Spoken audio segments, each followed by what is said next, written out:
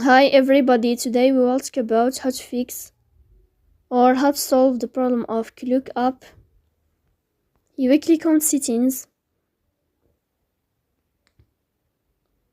Here we click on apps, default apps, app settings. Then in this page you will search about Klook and you will enter. Here in this page of app info, you will go to first stop and you will click OK. Then you will enter to storage. Here you will click on clear cache. In the end, you will turn off your phone and you will restart your phone again. So please don't forget to support us by like and subscribe. See you next time and thank you.